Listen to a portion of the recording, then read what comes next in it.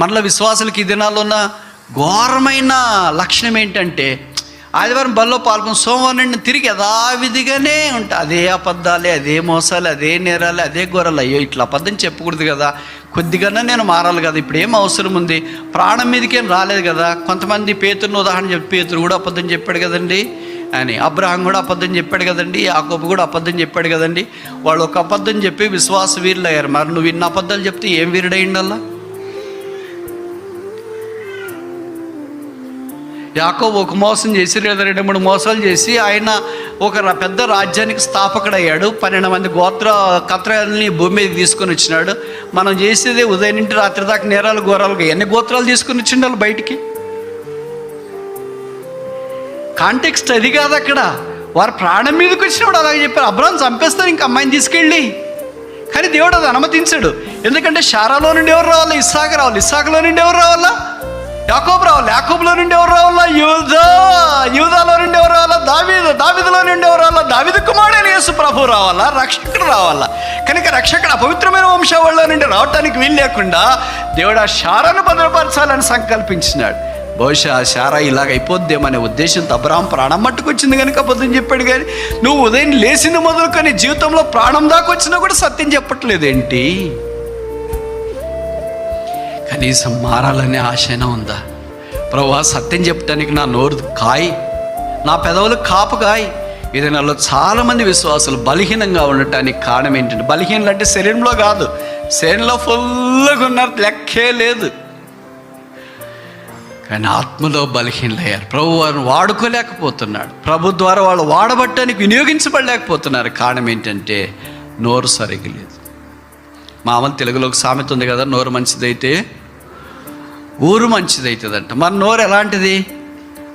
Phenyl వేసి కడిగినా బాగా గానంత చెడ్డ నోరు ఇది. మామూలు ఫినాయిల్ కాదు, కంపెనీ ఫినాయిల్ అయితే పర్వాలేదు, బాగా అవుతుందేమో అని అనుకోవచ్చు. కంపెనీది కాదు, హైదరాబాద్లో తయారు చేసిన నాటు ఫినాయిల్ వేసి కడిగినా కూడా ఇది బాగా కావట్లేదు. ఒకళ్ళు బాగా చేస్తారు. నోరు బాగా తెరవము, నేను దానిని నింపేదను. కీర్తన 81:10. ప్రభు వారికి మనం నోరు తెరిచినప్పుడు ఆయన దాన్ని బాగా నింపాలని కోరుతాడు. ఆయన నోరు ఎలాంటిది? బైబిల్లో రాయబడింది, ఆయన నోరు తెరిచి బోధింపసాగాను. ఆయన నోరు తెరిస్తే ప్రజలు ప్రవాహం వలె వస్తున్నారు. మనం నోరు తెరిస్తే వచ్చిన వాళ్ళు కూడా వెళ్ళిపోతుంటారు. ఆయన నోరు తెరిస్తే ఇంకా ఎప్పుడు చెప్తాడా, ఇంకా ఎప్పుడు చెప్తాడా, ఇంకా ఎప్పుడు చెప్తాడా, ఇంకెంతసేపు చెప్తాడా, ఇంకెన్ని పాయింట్లు చెప్తాడా అని అనుకుంటూ ఉంటారు. వాచ్ చూసేవాళ్ళు ఉండరు. మేము లేచి నిలబడిన వెంటనే మాకు ఎదురుగుండా వాచ్ చూస్తుంటారు, ఇట్లా మాకు కనపడాలని. మాకు కూడా వాచ్ ఉంది, పెద్దదే పెట్టారు. ఎంత తేడా ఉంది చూడండి. యేసుప్రభు వారికి మాకు అస్తమస్యకాంతం, భూమికి ఆకాశానికి ఉన్నంత తేడా ఉంది. మనం ఇంకా స్టాండర్డ్లోనికి రావాలని దేవుడు కోరుతున్నాడు. నోరు, కళ్ళు, చెవులు, పెదవులు అన్నీ.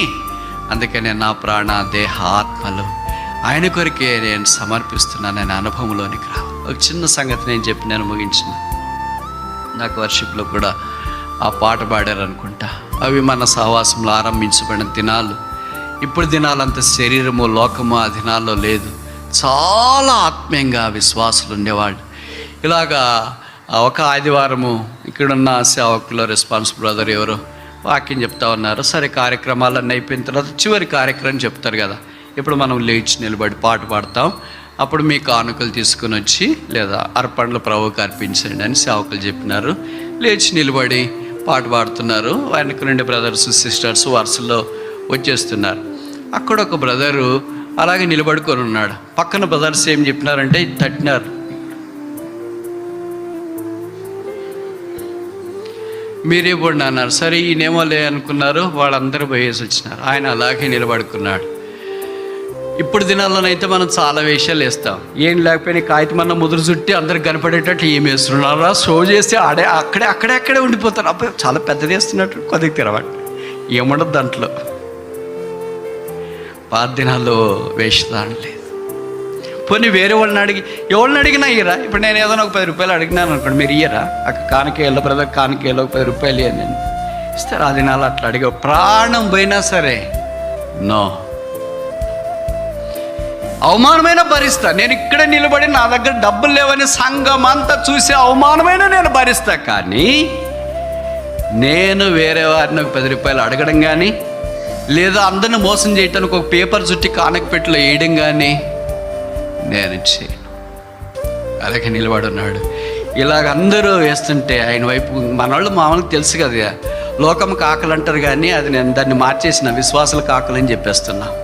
ఎందుకంటే అది ఎక్కడో జరుగుతుంటుంది బయట. ఇప్పుడు మనం ఉండేది ఇక్కడే కదా, కాకుల లోకంలోనే ఉన్నాం. ఎందుకంటే కాకి కూడా నోహ ఓడలో ఉంది.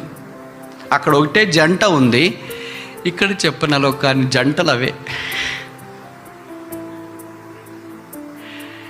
ఇప్పుడు సంగతి ఏంటంటే ఆయన అలాగే ప్రభుత్వాన్ని మాట్లాడుతూ కుమిలిపోతున్నాడు. ప్రభువా, అప్పట్లో పైసలే ఉండేది. నాకు ఒక 10 పైసలు ఇచ్చిన, 5 పైసలు ఇచ్చిన, పైసలు 2 పైసలు 1 పైసలు కూడా చూసిన వాళ్ళు కొంతకాలం, పాతకాలం వాళ్ళకి వెనక కూర్చున్న వాళ్ళకి తెలిసింటారు.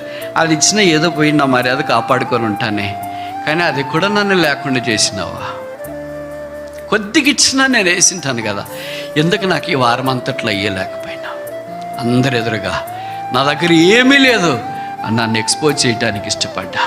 అప్పుడు ప్రభు అన్నాడంట, నీవి కొంతమంది 50 మందో 100 మందో 200 మందో నీ సంఘములోనే ఏమీ లేనివాడు అని చెప్పుకోవటానికి నీకు సిగ్గేస్తే, నేను పరలోకం నుండి భూమి మీదకి పేద దరిద్రుడిగా దిగి వచ్చాను, నాకు సిగ్గేలేదా?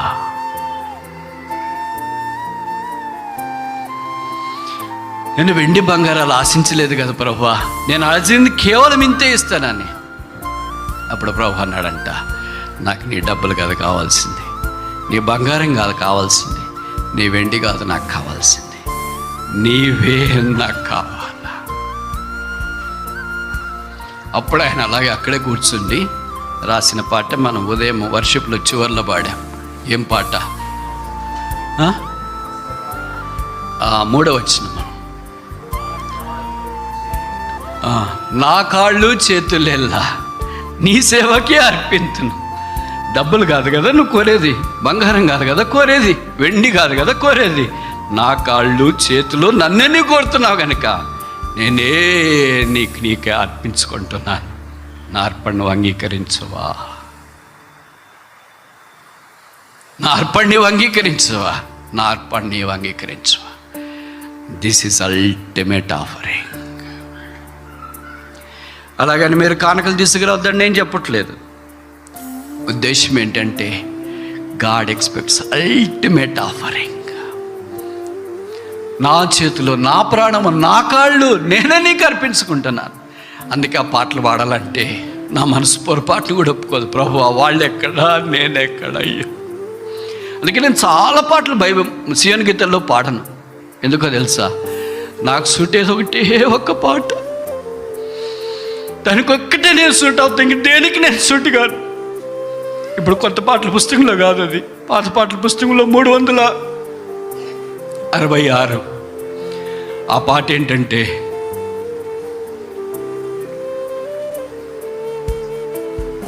పాపిని నేను తప్పితి భూమిలో రక్షించడు.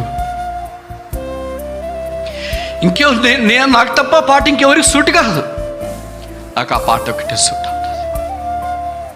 ఇంకా మిగతా పాటల అమోఘం భక్తులు రాసిన ఆధ్యాత్మిక అనుభవాలు, వారి జీవితాలే నడిచే క్రైస్తవ పత్రిక.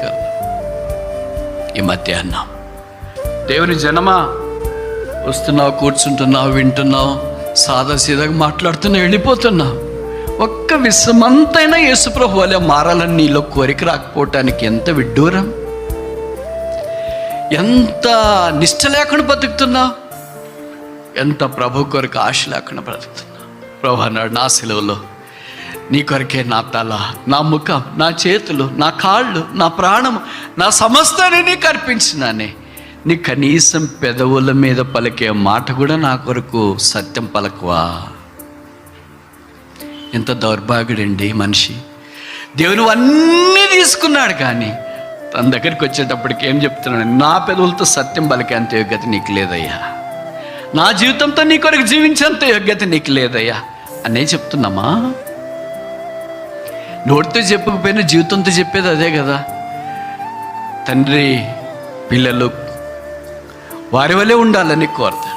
ఏ తండ్రి అయినా, ఏ తల్లి అయినా పిల్లలు వారి వల్లే కాకుండా బయట వాళ్ళ వల్లే ఉండాలని కోరేవాళ్ళు ఎవరైనా ఉంటే చేయొద్దండి. ఎవరైనా చూసిన వెంటనే, పుట్టిన వెంటనే పిల్లల్ని ఏం చెప్తారు? అమ్మ మాదిరి ఉన్నారు, నాన్న మాదిరి ఉన్నారు, అమ్మ మాదిరి ఉన్నారు, నాన్న మాదిరి ఉన్నారు, అమ్మ మాదిరి ఉన్నారు, నాన్న మాదిరి. దేవుడు తన స్వరూపం చేత సిలువలో మనం రక్తం కార్చి కన్న తర్వాత మన దగ్గరికి వచ్చి చూడటానికి వస్తే, ఇది నా కుమారుడు వలె ఉన్నారు, నా కుమారుడు వలె ఉన్నారు, నా కుమారుడు వలె ఉన్నారు, నా కుమారుడు వలె ఉన్నారు అని మనల్ని గురించి సాక్ష్యం చెప్పకపోతే మనం ఎంత పడిపోయాం. ఈ మధ్యాహ్న ప్రభు మరి ఎదురుండి కోరేది మన అర్చన ఆచారాదులు కాదు, మన హృదయాంతరంగంలో ప్రభువుగా ప్రతిష్ఠించుకోవాలని కోరుతున్నాం. అందుకే బలలో పాలు పొందటానికి చేరవచ్చి మనం ప్రభు అరికాలు మొదలుకొని నన్నెత్తి దాకా నాలో స్వస్థత ఏమీ లేదు, గాయపడిన నీ చేతుల్లోనికి నన్ను నేను అప్పగించుకుంటున్నాను. శిలువలో నుండి ప్రవహించే రక్తపు ఊట చేత నన్ను కడిగి పరిశుద్ధపరచు, నన్ను కూడా నీ బలలో పాలు పొందుట కొరకాయి యోగ్యునిగా ఎంచు. నీ వలె నేను మార్పు చెందాలని కోరుతున్నాను. మారునట్లుగా నాకు సహాయం చేయి. నేనున్నా, నన్ను ఏమైనా వాడుకుంటావా? ఇదే నీ అక్కరైతే ప్రభు బలను మనము ఆశ్రయించవచ్చు. ప్రార్థన.